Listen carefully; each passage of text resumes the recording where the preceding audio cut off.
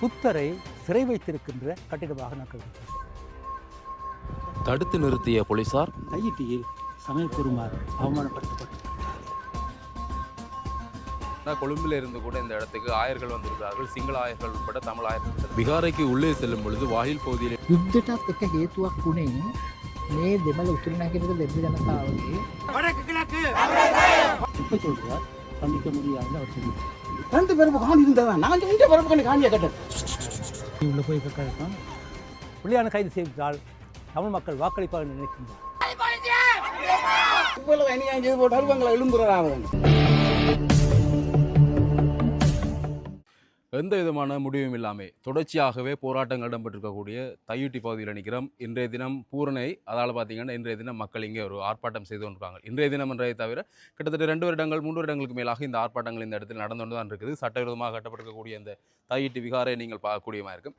இன்றைய தினம் இங்கே கொழும்பில் இருந்து கூட இந்த இடத்துக்கு ஆயர்கள் வந்திருக்கிறார்கள். சிங்கள ஆயர்கள் உட்பட தமிழ் ஆயர்கள் கிட்டத்தட்ட 8க்கும் அதிகமானவர்கள் இந்த இடத்துல வருகை வந்திருக்கிறார்கள். அவர்கள் இங்கே வந்து இந்த பௌத்த பிக்குவோட கூட கதைக்கிறதுக்கு கூட முற்பட்டிருந்தார்கள். அவர்கள் வந்து இன்னும் அவர்களுக்கு அந்த அனுமதி கூட கொடுக்கப்படாத நிலையில் பார்த்தீங்கன்னா அவர்களும் தொடர்ச்சியாக இந்த இடத்துல போராட்டம் நடத்தி கொண்டிருக்கிறார்கள். உண்மையில் கூட இங்கே நீதி அமைச்சர் கூட வந்திருந்தவர், வந்த இடத்துல கூட இந்த மக்களை கூப்பிட்டு அந்த இடத்துல கதைச்சும் கூட எந்த விதமான ஒரு தீர்வு மட்டுப்படாமல் கடைசியில் அந்த நீதி அமைச்சர் கூட ஊடகங்களை கூட பேட்டி கொடுக்காமல் அவர் ஒழித்து சென்றிருந்த அந்த விஷயங்கள் எல்லாமே நீங்கள் அறிந்திருப்பீர்கள். அப்படி இருக்க தொடர்ந்து மக்கள் இந்த இடத்துல போராடி கொண்டு தான் இருக்கிறார்கள். வருடப்பிறப்பு வேறு வரப்போகின்றது. இன்னும் 2 நாட்களில் வருடம் பிறக்க போகின்றது. மற்ற மக்கள் எல்லாம் பார்த்தீங்கன்னா வருடப்பிறப்பு கொண்டாட்டங்களில் இருக்கிற இந்த நேரத்தில் இந்த காணியினுடைய உரிமையாளர்கள் தொடர்ந்தும் போராட்டங்களை மேற்கொண்டு கொண்டிருக்கிறார்கள். அதோடு இங்கே நீங்கள் பார்க்கக்கூடிய மாதிரி இருக்கும் வெயில், கடுமையான ஒரு வெயில் நிலவுது. மக்கள் வீதியில் பயணிக்கிறதுன்றது கஷ்டமாக இருக்கிற நிலையில் பார்த்தீங்கன்னா தொடர்ச்சியாக இந்த இடத்துல இருந்து போராட்டங்கள் இடம்பெற்றிருக்கிறார்கள். இன்றைய தினம் இந்த காணொலியூடாக அவர்களுடைய வழிகள் வேதனைகள் இந்த போராட்டம் சம்பந்தமாக இந்த காணொலியூடாக பார்க்கலாம். வடக்கு கிழக்கு வடக்கு கிழக்கு வடக்கு கிழக்கு ராணுவமே ராணுவமே ராணுவமே ராணுவமே நீ உள்ள போய் கேட்கலாம். என்ன சொல்கிறாங்க வந்து சரிங்க, எங்கிட்ட பக்கம் ஒரு நியாயம் ஒன்று இருக்குது. அந்த நியாயத்தில் நிற்கிறாங்க இல்லையான்றதுக்கா அவங்களோட பக்கம் அவங்களோட குரலுக்கு செய்ய கொடுக்கும். கேட்டு பார்க்க போகிறீங்களா போய் என்ன சரி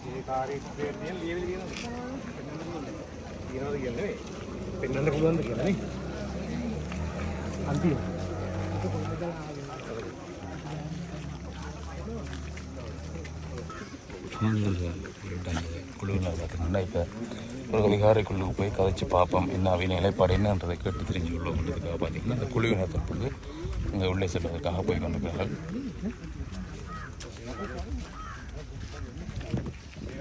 கொழும்பில் இருந்து வந்திருக்கக்கூடிய சிங்கள ஃபாதர் உட்பட, அதாவது சிங்கள அந்த ஆயர் உட்பட தமிழ் ஆயர்கள் இங்கே உள்ளுக்கு செல்லுகிறார்கள். செல்லும் பொழுது பார்த்தீங்கன்னா வாயில் பகுதியிலே அவர்கள் வந்து தடுக்கப்படுகிறார்கள். அதற்குள்ளே செல்வதற்கு அவர்களுக்கு அங்கே அனுமதி கொடுக்கப்படவில்லை. வாயில் பகுதியிலே போலீசாரால் மறைக்கப்படுகின்ற அந்த காட்சியை வந்து நீங்கள் பார்க்கலாம். ஒரு மதகுருவாக இருப்பவர்கள் அந்த இடத்திலே அவர்கள் மறைக்கப்படுகிறார்கள். அந்த இடத்திலே வருகிற அந்த காவல்துறை உயர் அதிகாரி அங்கே வந்திருக்கவர்கள் தொடர்பாக விசாரிக்கிறார்கள். எங்கே இருந்து வருகிறது தொடர்பாக ஆராயப்பட்டு அதன் பின்னர் வந்து அவர்களால் பதிலொன்று கொடுக்கப்படுகின்றது. நாங்கள் பிக்கியுடன் கதைத்து விட்டு உங்களுக்கு தெரிவிக்கின்றோம் என்று அவர்களுடைய தொலைபேசி இலக்கங்களை வாங்கிவிட்டு அவர்களை வந்து அங்கே இருந்து திரும்பவும் மீளவும் செல்லுமாறு பார்த்தீங்கன்னா அந்த இடத்துல காவல்துறையினர் வந்து வலியுறுத்தப்படுகின்றது. வந்திருக்கக்கூடிய மதகுருக்களை உள்ளே செல்வதற்குரிய அனுமதி கொடுக்கப்படவில்லை. பிக்குவை சந்திப்பதற்குரிய அனுமதியும் அங்கே வழங்கப்படவில்லை.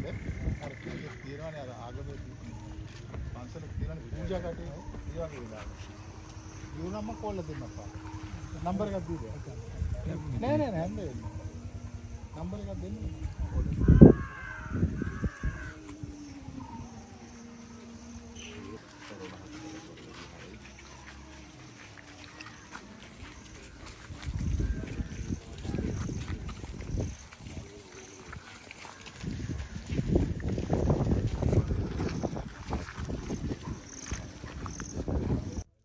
அருட்தந்தை சக்திவேல் கொழும்பிலிருந்து வந்திருக்கேன். நான் இன்றைக்கு மீண்டும் ஒரு முறை தையிட்டி மக்கள் தம்முடைய காணிகள் இழந்தவர்கள் போராட்டம் நடத்தி கொண்டிருக்கின்ற நேரம் இது. இந்த போராட்டத்தில் நாங்களும் பங்கேற்பது இது முக்கியமான ஒன்று. ஏனென்றால் நாடு முழுவதும் புது வருடத்தை கொண்டாடுவதை எதிர்பார்த்து கொண்டிருக்கின்ற நேரம் இது. தையிட்டி மக்கள் வீதியில் நின்று தங்களுடைய பூமிக்காக போராடுகின்றார்கள். தெற்கிலே சிங்களவர்கள் புது வருடத்தை கொண்டாடுகின்றார்கள். தெற்கின் மக்கள் சூரியனுக்கு விழா எடுக்கின்ற காலத்தில் தங்களுடைய பூமியிலே காடி வைக்க முடியாது தையிட்டி மக்கள் வீதியிலே வந்து நிற்கின்றார்கள், எப்போது எங்களுக்கு இந்த காணி கிடைக்கும் என்று. ஆனால் இந்த தையிட்டி காணி இப்போது இராணுவத்தால் ஆக்கிரமிக்கப்பட்டது மட்டுமல்ல, இது சட்டத்துக்கு விரோதமாக கட்டிடங்கள் ஒழுங்கப்பட்டிருக்கின்றன. அவர்கள் விகாரி என்று கூறலாம். எங்களை பொறுத்தளவிலே இந்த கட்டிடங்கள் புத்தரை சிறை வைத்திருக்கின்ற கட்டிடமாக நான் கருதுகின்றேன். என்றால் விகாரி என்றால் புத்தருடைய குரலுக்கு இவர்கள் செவிமடுக்க வேண்டும், புத்தர் சொன்ன தர்ம போதனைகளுக்கு செவிமடுக்க வேண்டும். ஆனால் புத்தரை அப்படி தர்ம போதனைகளை சிறை வைத்துவிட்டு அடத்தாக ஆக்கிரமித்து கொண்டு தமிழ் மக்களுடைய தேசியத்துக்கும் அரசியலுக்கும் எதிராக இந்த காணியிலே குடியிருக்கிறார்கள் என்றால் இந்த நாட்டில் புது வருடம் என்று ஒன்று இருக்கின்றதா என்று கேட்கின்றோம். அந்த புது வருடத்தை கொண்டாடக்கூடிய உரிமை தெற்கிலே இருக்கின்ற சிங்களவர்களுக்கு இருக்கின்றதா என்று கேட்கின்றோம். சிங்களவர் கூறுகின்ற என்றால் நாங்கள் பௌத்தர்கள் என்று நாங்கள் கூறுகின்றோம். அந்த புத்தருக்கு நீங்கள் செவிமடுங்கள், புத்தருடைய போதனைக்கு செவிமடுங்கள், வடக்கின் மக்களுக்கு செவி கொடுங்கள். வடக்கின் மக்கள் கேட்பது இந்த நாட்டிலே நாங்கள் உரிமைகளோடு வாழ வேண்டும் என்று கேட்கின்றார்கள். நாங்கள் இந்த நாட்டின் மக்களாக வாழ வேண்டும் என்று கூறிய போது அந்த குரலை அடக்கிறார்கள். அது மட்டுமல்ல, நாங்கள் கை நீட்டி உறவை எதிர்பார்த்த போது அந்த கையை வெட்டினார்கள். எங்களுடைய பிரச்சனைகளை தீர்ப்பதற்காக ஒப்பந்தங்கள் நாங்கள் செய்த போது அந்த ஒப்பந்தங்களை கிழித்திருந்தார்கள். அது மட்டுமல்ல, எங்களுடைய கைகளிலே ஆயுதத்தை திணித்து இவர்கள் பயங்கரவாதியாக்கினார்கள். இப்போது இந்த தையிட்டி விகாரை என்று சொல்லப்படுகின்ற இந்த புத்தருடைய போதனையும் புத்தரையும் சேவிக்கப்பட்டிருக்கின்ற இந்த காணி எங்களுக்கு சொந்தமானது. இது எங்களுக்கு சொந்தமாக்கினால் புத்தர் சுதந்திரத்தை அனுபவிப்பார், புத்தருடைய போதனைகள் சுதந்திரத்தை அனுபவிக்கும். எனவே நாங்கள் கூறுகின்றோம், இந்த காணி இந்த தையிட்டி மக்களுடைய காணிகள், இது சட்டத்துக்கு விரோதமாக அமைக்கப்பட்டிருக்கின்ற இந்த கட்டிடங்கள் அகற்றப்பட வேண்டும். இதனை கட்டுவதற்கு இராணுவத்திற்கு எந்த விதமான உரிமையும் கிடையாது. இராணுவம் இங்கு வந்தது மக்களை பாதுகாக்கவல்ல, காணிகளை கைப்பற்றுவதற்காக. இப்போது ஆயுதத்தால் எதை செய்தார்களோ அதனை இப்போது சிங்கள பௌத்தத்தால் செய்து கொண்டிருக்கின்றார்கள். அந்த சிங்கள பௌத்தத்தை நாங்கள் எதிர்க்கின்றோம். நாங்கள் புத்தரை எதிர்க்கவில்லை, புத்தருடைய போதனைகள் எதிர்க்கவில்லை. எனவே இவர்கள் இந்த தையிட்டியிலே விகாரை என்று உள்ளே நுழைந்து கொண்டிருக்கின்றவர்கள் உண்மையாக புத்தருடைய போதனைக்கு செயல்படுத்தால், புத்தருடைய வழியில் வருகின்றவர்கள் என்றால் எங்களுக்கு வழிபட வேண்டும், எங்களை வாழவிட வேண்டும். நாங்கள் புத்தரை வாழ வைப்போம், புத்தருடைய போதனைகளை வாழ வைப்போம். அவர் செய்வதன் மூலம்தான் இந்த நாட்டுக்கு சுதந்திரம் இருக்கின்றது, இந்த நாட்டுக்கு புது வருடம் இருக்கின்றது. சொல்றார் மக்களுடைய காணிகள் மக்களுக்கு சொல்லி ஆட்சிக்கு வந்து நீண்ட காலம் ஆயிடுது, இனிமேல் அது செய்யப்படலை. அப்படி ஒரு மத தலைவராக பார்க்க அனுரகுமார திசாநாயக்க அவருடைய வரலாற்றிலே தமிழ் மக்களுக்கு உரிமைகள் இருக்கக்கூடாது என்று எதிர்த்து நின்ற ஒருவர். அது மட்டுமல்ல, வடக்கை கிழக்கையும் பிரித்தவர். தமிழ் மக்கள் இந்த நாட்டிலே இன்னும் ஒரு தேசிய இனம் என்று அங்கீகரிக்காதவர். இப்போது அரசியலுக்காக வேண்டி அவர் பல்வேறு கதைகளை கூறுகின்றார்.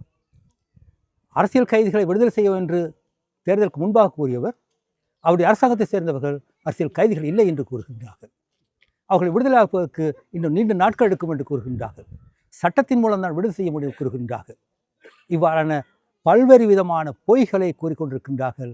இவர்கள் இது தமிழ் மக்களுக்கு எந்த விதமான நம்பிக்கையும் கிடையாது.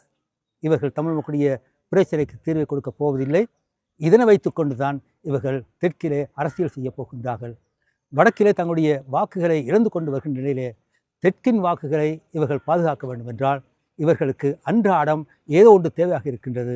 அதற்காக முன்னாள் நாடாளுமன்ற உறுப்பினர்களை கைது செய்கின்றார்கள். இப்போது பட்டலனை கையில் எடுத்திருக்கின்றார்கள். இவையெல்லாம் உண்மைக்காக எடுத்த ஒன்று அல்ல. இது தமிழ் மக்களை ஏமாற்றுவதற்காக தெற்கின் மக்களை ஏமாற்றுவதற்கு கொண்டு வரப்பட்டது. இன்னும் ஒன்று, பிள்ளையானை கைது செய்திருக்கின்றார்கள்.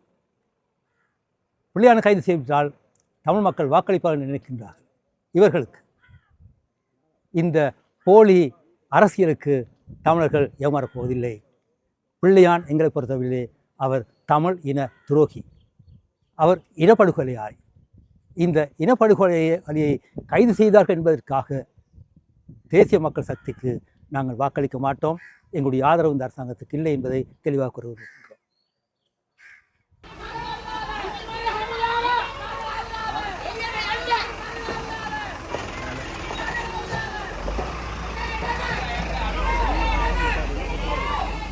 அவங்க வீடியோ எடுக்கிறாங்க அது வந்து சிங்களாக்க எடுக்கிறாங்க. அப்போ நாங்கள் யார் என்னங்கிறது தெரியும். அவங்ககிட்ட பேர் விவரம் இதெல்லாம் எழுதி வச்சு கொண்டு போறீங்க. அவங்ககிட்ட விவரம் பண்ணி எடுக்கிறீங்க நீங்கள். அவங்க வீடியோ எடுக்கிறாங்க. அப்போ எங்க தமிழ் மாணவன் வீடியோ படத்தை பறிச்சு கொண்டு பொம்பளை எடுத்துட்டு போகிறான். ஏன் எடுக்கிறான்னு எங்களுக்கு தெரியாது. அதையும் பிடிட்டேன். அப்போ அல்லன்னு சிங்கிள் ஒரு எடுக்கிறான். எடுத்தோடனே எங்கட 3 பேர்த்த வார்த்தையை முடிஞ்சானே இன்னொரு ஒளிமினு சிங்கள தமிழ் மக்களுக்காக தான் நாங்கள் இருக்கிறோம். இந்த புத்தகங்கள் அமைச்சது தைதி மக்கள் ரொம்ப நல்லவர்கள். அதைத்தான் நாங்கள் பூசை செய்கிறோம். அதைத்தான் நாங்கள் இந்த கோயிலை கட்டினேன். கட்டுற இந்த அம்மா அப்போ எந்த பூமியான பெற்ற அம்மா அப்பாவுக்கு வழக்க தெரியும், தகவலையா வழக்க தெரியும், யூனிவர்சிட்டிக்கு விளக்கவும் தெரியும். இருக்கிறீங்களா இது தெளிவா கதைக்கும் இந்த விஷயத்தை நாங்கள். அப்போ இதை பிள்ளைங்க கொள்றாங்க இல்லை மச்சம். அப்போ 3 ஒழுங்கி சொல்ற 2 பேருக்கு காணி இருந்ததான் நான் இந்த பிறப்புக்கு காணியை கட்டேன் வீடியோஸை நிற்கிறேன். அப்போ நின்று கதைக்கலாம் நாங்கள். ஐயா எனக்கு சொல்கிற விளங்குது. அப்போ நான் அமைதியன். அவன் 2வது ஒரு ஒழுங்கினான். அதை வந்து அந்த காணிகள் வேண்டாம் நான் வீடியோ எடுத்தோம். முட்டை திரும்பி சொல்கிறேன், சிங்கள மக்கள் இந்த ஏரியாவில் தமிழர்கள் இருக்கிறாங்க. ஏன் இந்த இருக்கக்கூடாதா வந்து இறங்கடா நீ. அப்போ நான் விளம்பிட்டேன். எனக்கு ஒரு வார்த்தைக்கு சந்தர்ப்பம் கொடுங்கன்னு சொல்ல இல்லை தரையில. ஏன் 3 சந்தர்ப்பம் தந்தா எங்கள் 3 கதைக்கணுமாண்டு. எங்களுக்கு வந்து தமிழ் வந்து இருக்கலாம், தமிழர் போது சிங்கள் இருங்கோ, இருந்துட்டு போங்க, உறுதியை முடிக்க காணியை முடிக்க இருங்கோ. ஐயோ ஒரு பொம்பளையை கல்யாணம் கட்டி தாலி கட்டி 4 பேருக்கு சிறப்பு பண்ணி கல்யாணம் கட்டுங்க. கல் உறவை வச்சு கொள்ளாதீங்க. இதை ஆட்ட வீட்டுங்க நீங்க இருக்கிறீங்க. கேட்கவன் கேட்கணும் கேட்பேன் நெய் வடியும்னு சொல்லுவாங்க. ஐயா கோயிச்சு கொள்ள நாங்கள் ஃபாதர். அப்போ நான் பெறும்பொழுது ஒவ்வொரு பித்து கொண்டு வந்து ஆசிரமம் 2 பேர் இப்படின்றாங்களே. ஐயா அது ஒரு மவுளானவன் முஸ்லீம். ஏன் அந்த அவருக்கும் தெரியாது, ஒரு அர்த்தம் இல்லாதா சும்மா குல்லா போட்டாலும் முஸ்லீம் இல்லை. அதுக்கும் தகுதி இருக்கணும். ஐயா நீங்கள் வெள்ளை துணிக்கு கௌரவம் கொடுக்கணும். சிங்கள பேரில் கௌரவம் கொடுத்தா பாசியதாலைக்கு மதிப்பு தெரியாது. ஐயோ வெள்ளை துணியோட நீங்கள் வந்தால் சரி, வெள்ளை துணியோட பள்ளிக்கூட பிள்ளை போனாலும் சரி, வெள்ளை என்று தூய்மையானது. ஐயா விதவி என்ன தீர்மானிக்கிறான். ஒரு பொம்பளை நாங்கள் 6 ஒரு பார்வையை பார்த்தோம்னா தப்பு. அது வெள்ளை துணியோட போண்டால் கும்பிடுவோம். ஐயா அந்த வெள்ளை கொடிக்கு மதிப்பு கொடுக்காத பேரு வாதம். நல்லவர்கள் எல்லாம் நல்லவர்கள். அதோட நீங்க ஒட்டுண்ணி இளம்புல உடம்புல கிருமிகள் இருக்கு. ஐயா அந்த கிருமிகள் நல்ல செய்யுது. அது ஒன்று தீய கிருமிகள் நோயை ஏற்படுத்துது. அதே மாதிரி இந்த எல்லாரும் சிங்களமும் நல்லவர்கள், எல்லாரும் நல்லவர்கள், எல்லாம் கோரிக்கணும். அந்த ஒட்டுண்ணிகள் இவன் வேண்டாம் ஒதுக்கப்பட்டவன் தான் பாதிப்பையும் இழப்பையும் ஏற்படுத்துறான். அவன் சொல்ல தைத்தி மக்களோட போராடி வெளியில் வந்து காசு கொண்டு போறாதுக்கு தீமை இறக்கி பார்ப்போமா நாங்க இறக்கி பார்ப்போமா. அவங்க தைத்தியம் இது என்னடா பண்ணு இவ்வளவு அநியாயம் செய்து போட்டு அருவங்களை எழும்புறாங்க. நாங்கள் எங்கிட்ட எதிர்ப்பை தெரிவிக்குவோம். ஒவ்வொரு பருவத்துக்கும் 10 பேரா நிக்கிறோமே. ஐயா 100 பேர் போறான். ஒரு பொம்பளை பிரசவத்தை துடிக்கிறான். 100 பேரும் தூக்கிட்டு போவோமோ பிரசவத்தை துடிக்கிறான். இது நான் பிரசவத்தை துடிக்கிறேன்.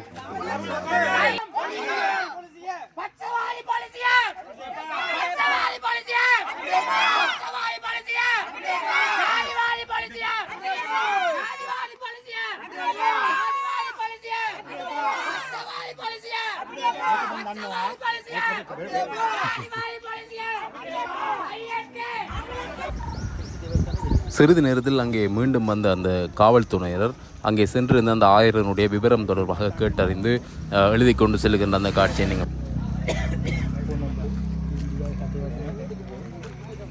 මම ෆාදර් ශිරාජ් ජයවර්ධන අද දවසේ අපි මේ ස්ථානයට පැමිණියේ අපි ප්‍රවෘත්ති මගින් දැනගත්තා මේ ස්ථානයේ තිබෙනවායි කියලා ඉඩකඩම් ගැන ප්‍රශ්නයක්. ඒ කියන්නේ දෙමළ කීප දෙනෙක්ට අයිති පෞද්ගලික ඉඩම්වල විහාරයක් ඉදිකිරීම කියන ප්‍රශ්නය. ඇත්තටම මේ ස්ථානයේ පමණක් නෙවෙයි උතුරු නැගෙනහිර බොහෝ ස්ථානවල ඉඩම් මේ අන්දමින් ඒ ජනතාවගෙන් උදුරා ගැනීමේ ප්‍රශ්නයක් ඒ ජනතාව මුහුණ දෙනවා. என்னுடைய பெயர் சிராட் ஜெயவர்தன. நான் கொழும்பிலிருந்து வந்திருக்கின்றேன்.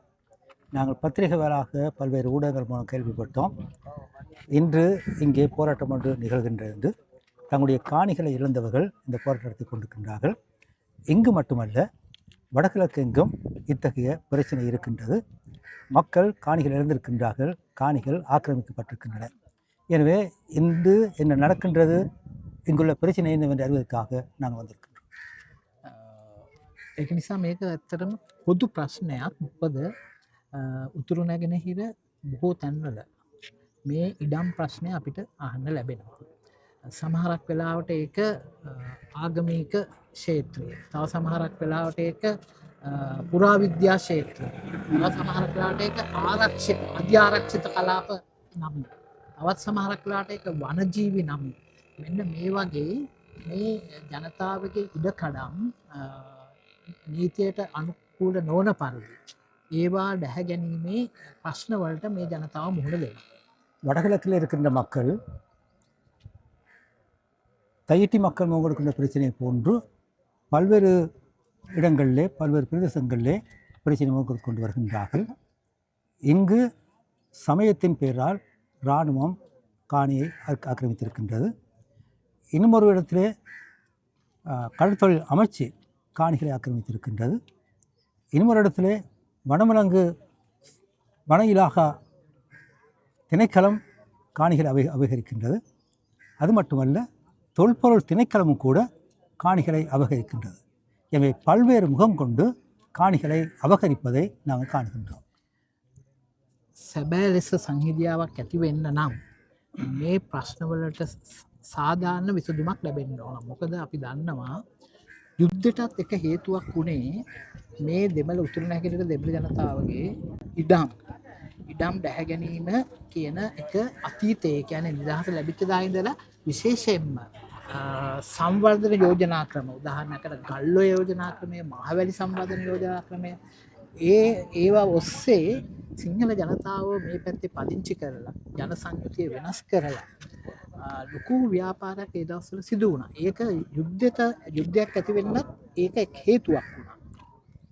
எனவே யுத்த காலத்துக்கு முன்பாக இருந்தே 1948 பின்னர் கல்வயா என்ற பிரதேசத்தில் நிலம் ஆக்கிரமிக்கப்பட்டது. புதிய குடியேற்ற திட்டங்கள் உருவாக்கப்பட்டது. எனவே நாட்டிலே நல்லிணக்கம் ஒன்று ஏற்பட வேண்டும் என்றால் நாட்டில் இருக்கின்ற அடிப்படை பிரச்சனை தீர்க்கப்பட வேண்டும். அந்த அடிப்படை பிரச்சனைகள் ஒன்றுதான் காணி பிரச்சனை என்பது. இந்த காணி பிரச்சனை தீர்க்கப்படாததற்கு நல்லிணக்கம் ஒன்று ஏற்பட போவதில்லை. எனவே வடகிழக்கு எங்கும் நிலவுகின்ற காணி பிரச்சனை அடிப்படை பிரச்சனை, இது அரசியல் சார்ந்த பிரச்சனை, இது தீர்க்கப்பட வேண்டும். එම නිසා දෙමළ ජනතාව තුළ මේ ගැටලුව, මේ ප්‍රශ්නය තිබෙන නිසා අපි සංහිදියාව සඳහා අනිවාර්යෙන්ම මේ ප්‍රශ්නය ආණ්ඩුව මැදහත් වෙලා, රාජ්‍ය මැදහත් වෙලා මේ ප්‍රශ්නය අනිවාර්යෙන් විසඳිය යුතුයි. රාජ්‍ය මැදහත් වෙන්නට ඕන. මොකද මේක එක තැනක තියෙන, මෙතන විතරක් තියෙන ප්‍රශ්නයක් නෙවෙයි. විවිධ තැන්වල තියෙන ප්‍රශ්න. මේක තමයි පොදු ප්‍රශ්නයක්.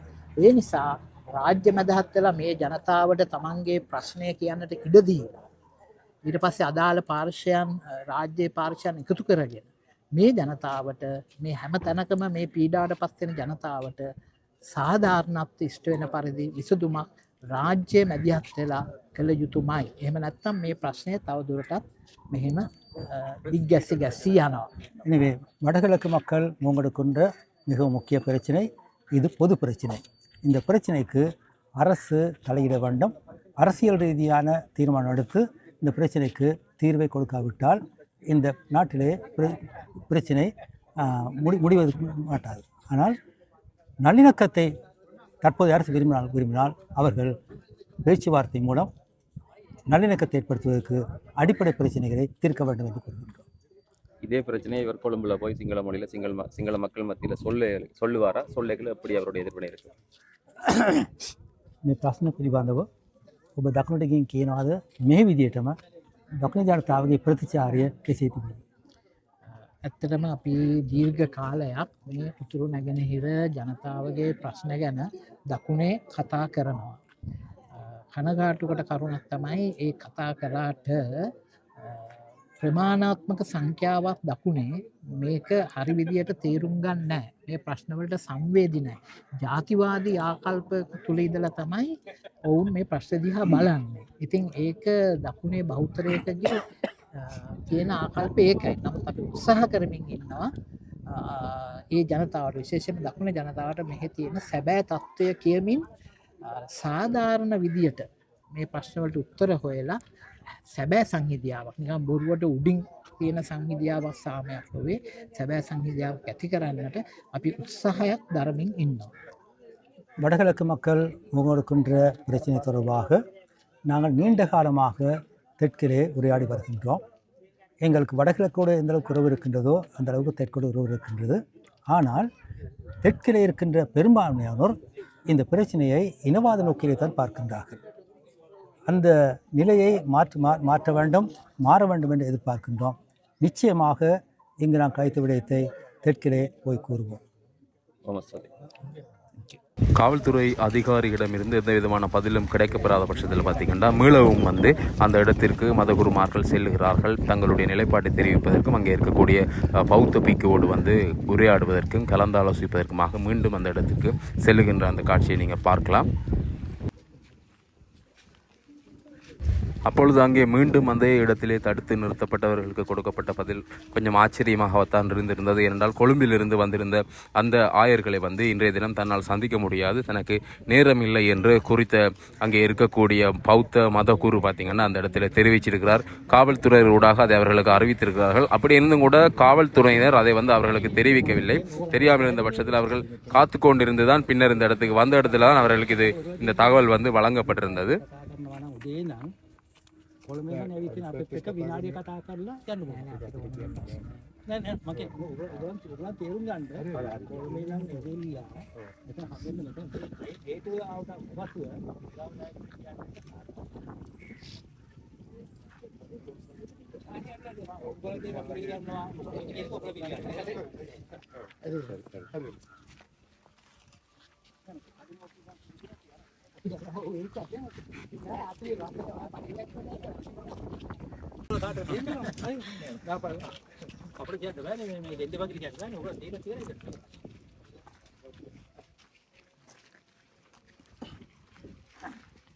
என்ன சொல்கிறாங்க மதர்?